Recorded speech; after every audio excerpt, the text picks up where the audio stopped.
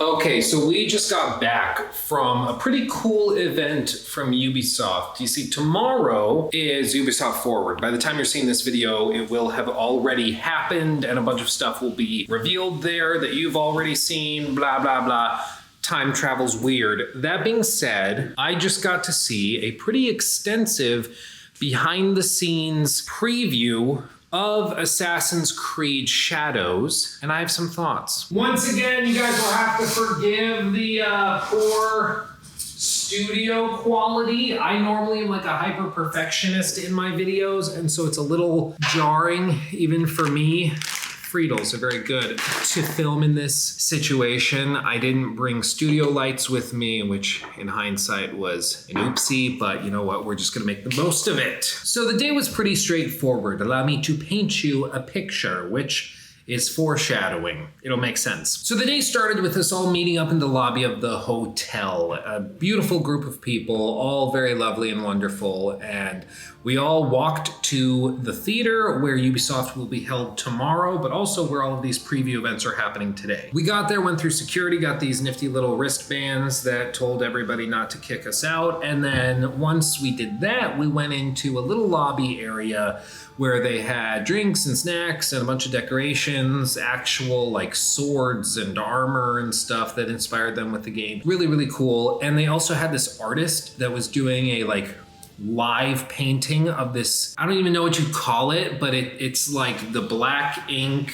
mural, whatever. I don't understand it. All I know is that person is way more talented than I ever will be. And I was thoroughly impressed. We arrived, there was no mural. By the time we left, there was a mural. That's crazy. But after standing around for a little while, we got to go into a separate little space where they had a massive, like 10-foot wide screen, and we were given an early access preview, whatever, of Assassin's Creed Shadows, where we got to see an extended gameplay sequence, both from the perspective of Yasuke and then also from Naoe. At this point, I don't know what's going to be shown at Ubisoft Forward. I don't know if it's going to be the same gameplay or if it's going to be just a gameplay trailer. I'm not sure, but allow me to explain what I did see. So beyond the obligatory breakdown of what this world is and what inspired them to go to feudal Japan and why they chose these characters in the way they did, they eventually just got into a section of gameplay from the point of view of Yasuke, and they showed some pretty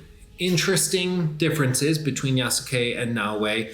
We've already understood, and it's been established, that Yasuke is the melee brute character. If you want to just get up close, personal, bombastic, chaotic, like that's how you play with him. And then if you want to go stealthy, Naoe is the way to go there. She can deal with confrontation one-on-one, but she's definitely the stealth focused character. They showed all sorts of cool things, but there were a few key takeaways. Number one, Yasuke's combat is extremely brutal. Like tons of decapitations, swinging a club and hitting heads off of necks like he's hitting a baseball.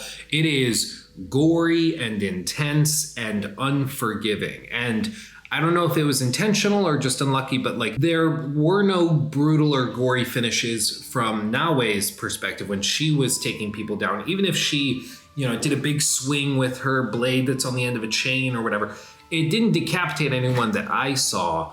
It seemed like all of the really intense gore was relegated exclusively to Yasuke, which is perhaps an interesting distinguishing feature. And speaking of distinguishing features, they play very, very differently. So basically what they did is after a brief introductory sequence, walking through a village, fighting some kind of basic fodder enemies, the game then presented the player with a choice. They could choose to take on this assassination mission in this big castle, either with Yasuke or Naoe. And the previewer that was actually playing the game and helping walk us through all this actually was prompted, and they asked us, they said, show of hands, who wants us to do this with Naoe versus Yasuke? And everybody rose their hands for Naoe because we had just seen Yasuke, and so they chose Naoe to go through the sequence. And so they did the entire assassination mission stealthily at night with Naoe, and it was really, really cool. The lighting system is majorly overhauled. It's not even close. They've done a lot there. The destructible environments are also very much a factor here. Not just being able to assassinate through doors and things, but also even when you do broad sweeping attacks with a sword or with a club or something, you can break everything around you. There was one point in the early section of their little demo where they knocked over something and it broke a cart that was like carrying a bunch of fruit. It looked like oranges inside, and hundreds of oranges spilled out onto the ground while you're fighting, and they're getting kicked around and everything. It made the world feel much more reactive. It was really, really cool to see, and I'm sure there's just even more layers to that. With Naoe going through the assassination mission, though, there, of course, was the grappling hook, which was not on the level of Assassin's Creed Syndicate, where it just bypassed parkour, but it actually complemented it. It allowed her to get to places she wouldn't otherwise be able to get to by like swinging across a tree branch and stuff, but it didn't make parkour useless, which is something that kind of happened with Assassin's Creed Syndicate. And beyond that, the parkour seems to be much more flashy, is maybe a bad word for it because that sounds negative. Basically, instead of like in Valhalla or Odyssey, when you are running towards like a waist height object and you see them in something like Assassin's Creed Odyssey, they're like, oh, I have to get over it. And he like runs up it and then runs down it. It's not like that in Assassin's Creed Shadows. The characters will actually like spin off of objects. They'll go up and then they'll like roll their butt over it and spin around and all sorts of cool things. And it works really, really well. It looks much less like a video game, and I thought it was pretty cool. Now, to be clear, we didn't get to play Assassin's Creed Shadows, so I don't know what the control scheme is like. I don't know if this is one of those things where like there's more finesse with the controls, where you can run up and then choose to run down and choose to free run flatly. I don't know. They didn't say anything like that, so I wouldn't go so far as to think that the parkour system has been revamped to that degree. However, the parts that we did see were very, very polished and refined. It looked pretty dang good in the extended sequences that we saw. Of course, then Naoe goes up and finds the assassination target after clearing a bunch of the camp and making her way through it. And she eventually comes to the target, and he's standing in front of a pond. And they decided to sneak up on him from behind, as you always should. And she crawls prone into the water, because prone is now a thing. They showed that a couple of times. And she crawls in the water underneath, and then if you wait just a second, she'll pull out like a little shaft of bamboo and use it like a straw to breathe air out the top. It was pretty cool, pretty fluid, and it opened up a whole new world of possibilities when it came to assassinations and level design and stuff like that. It was really, really cool to see. One thing I will say, however, is that the AI of enemies seemed to be quite slow to react to stuff. I don't want to say that as like a warning that the AI is going to be dumb, because in situations like these, during play tests and during like preview events and things, like they want to be able to show press and media very specific story beats or combat encounters and stuff like that. So sometimes they will have it where like, we need to show them we can assassinate this guard by pulling this thing down on top of them. So we're just going to turn off his hearing, basically. Like we're just going to flip that switch and that particular enemy can't hear anything. So he doesn't move and he stays there, and we can show that assassination. You could look at that and be like, oh God, the AI is so stupid. I just made a big noise over here and they didn't react to it. When in the final game, they actually will. So I don't want to be dismissive or assume that the whole game will be like that. But I will say I did notice there were a handful of times where I thought enemies should behave in different ways. One of the situations was after Naoe had assassinated the primary target, they pulled back and they said, okay, let's look at it from a different perspective. Let's now do the same mission, but with Yasuke, and do it in a bombastic, chaotic way, just going in guns a-blazing, or I guess maces a-swinging. And they did the whole mission again, but this time with Yasuke just going in there and getting his hands dirty. And it was very, very different, just bombastically, literally breaking down doors and pushing his way through. And I wasn't sure which one was more fun.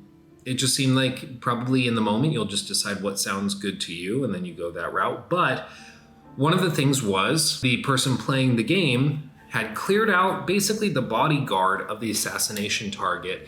And then the assassination target didn't try to run away, didn't try to like go anywhere else.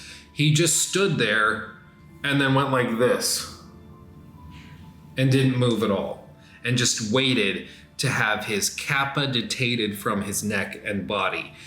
And I understand, like, again, they probably wanted to just show we did it this way and now we get the assassination, move to the next part of the demonstration.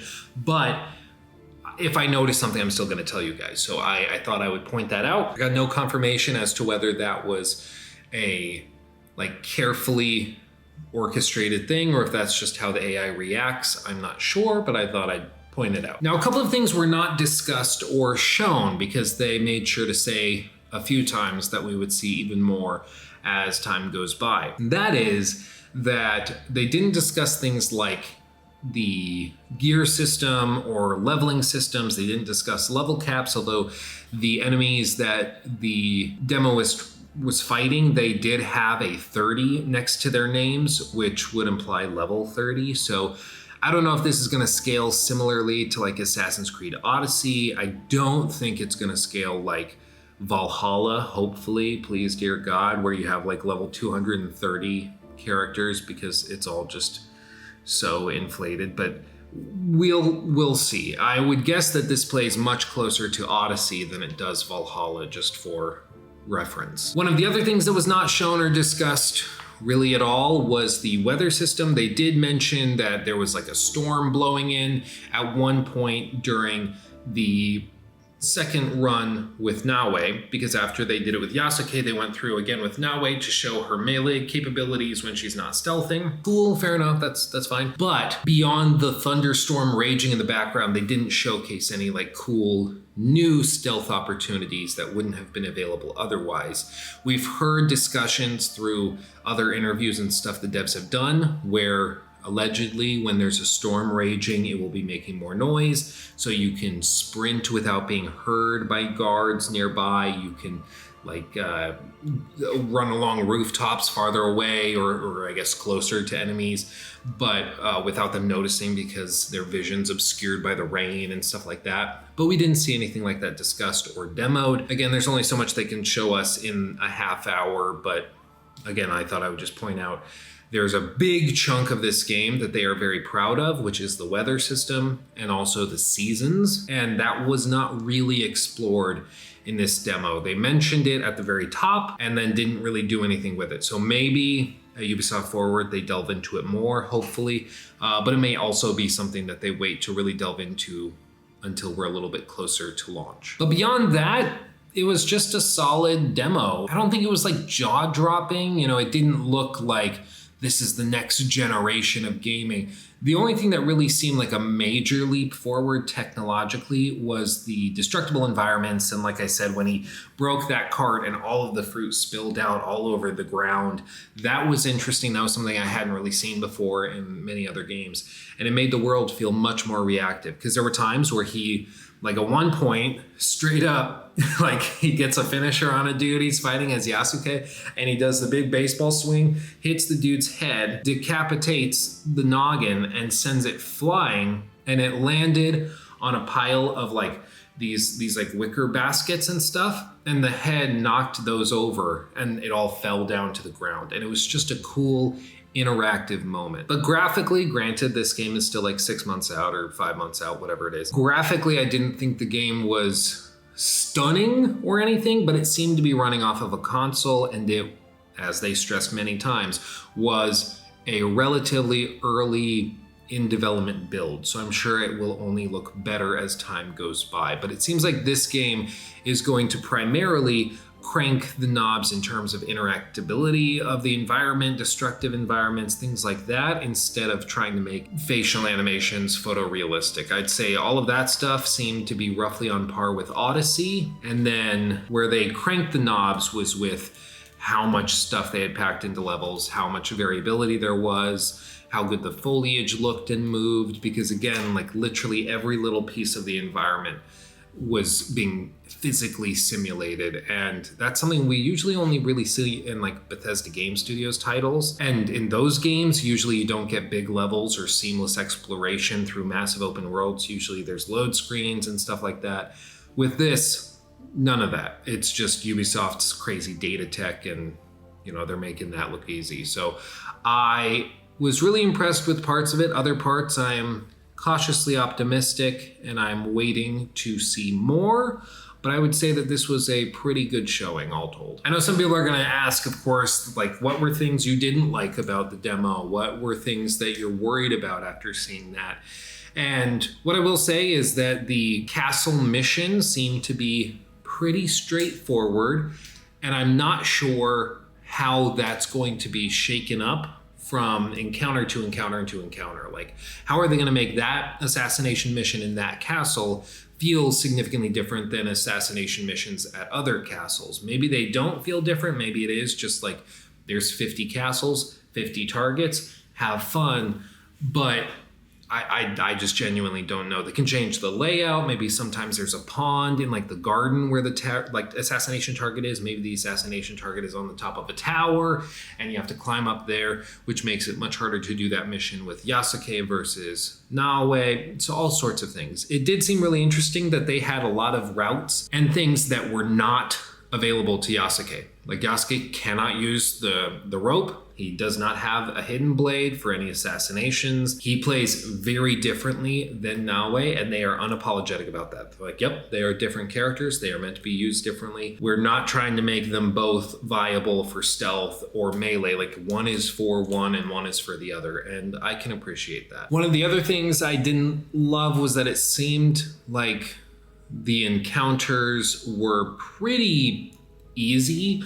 Like, again, this is one of those things that's probably just an artifact of it being a demo that's being shown live. They don't want to have like a demo where they're stuck at a boss fight and they just can't get past it and they're just hitting their head against the wall and like, well, guys, we wanted to show you half an hour of stuff, but we can't get past this encounter, so sorry, everybody. Like, nobody wants that. I get that. I understand it. But I do want to point out that it seemed as though there was not a whole lot of challenge. There were interesting things where I think on higher difficulty levels, it could be more interesting. For example, big brute-like enemies, they have layers of armor that pad them, and you can't get like finishers on those enemies until you have dealt enough damage to those armor plates to make them fall off and make them therefore vulnerable to other attacks you may have. Another thing is like Naoe cannot assassinate or perform an assassination, I guess is the more precise way of saying it, on samurai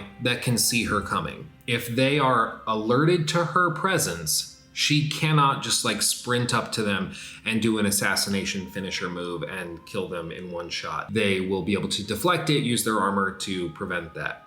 You have to do assassination stealthily in order for them to be successful, which kind of makes sense because it's the definition of assassinate. But anyway, I thought that was something to point out too. There were other cool things that I'm sure we'll get deeper dives on later. Like at one point, Yasuke pulled out a rifle and fired it. Other enemies also have the ability to use those rifles as well. It's very loud and bombastic. It was a cool thing to see, but how viable it is, I'm not really sure. But all told, I think the game looks pretty dang good. A lot of demos that I've been privy to this far out from launch don't look this good, because kind of behind the scenes, a lot of demos are typically like 5, 6, 7 months old by the time press sees them. They prepare them well in advance and they test them tons and they polish them up. So this demo might represent what the game looked like at the end of 2023. So just because there are some rough edges here and there, that does not mean that that's what the game is going to be like when it launches in November. It could be significantly improved. I remember doing a playtest demo thing for Assassin's Creed Valhalla, where like a bunch of the cutscenes were just broken and you couldn't actually like talk and interact with quests properly, and the lights were broken in the daytime. There were all sorts of problems, and that was like 6 months before the game came out. Game comes out, none of those problems persisted. They fixed it all. So don't get like discouraged just because demos or play tests or something might have a couple of rough edges. It's to be expected. But all told, I would say I am more excited for AC Shadows after seeing this than I was before. And that is kind of the exact purpose of something like this, is to get you excited and interested and to show you that the idea and concept works. And it seems like they've accomplished that goal. There's of course still questions lingering. There's still things we'd like to see. And who knows, maybe at Ubisoft Forward, those questions will be answered and you guys will know more than I do currently. But as of right now, I think they've got something pretty cool and they just have to get it across the finish line. And I'm sure Assassin's Creed fans will be eager to find out more the second they have more to share. But that's gonna do it for me. Thank you for watching. Thank you for making this all a possibility and reality. It's been a wonderful, wonderful time, and I appreciate the gosh darn heck out of every single one of you. So thank you. Much love. I'll see you in the next one, because I'm also about to film a video on how I saw Star Wars Outlaws and got to play Star Wars Outlaws at this same event. So if you want to find out my thoughts on that game, make sure to subscribe and check Luke Stevens, the channel, because that video might already be up. And I got some thoughts there too. But okay, that's gonna do it for me. Thank you for watching. I love you all. Bye-bye. Hugs and kisses. Blah, blah, blah.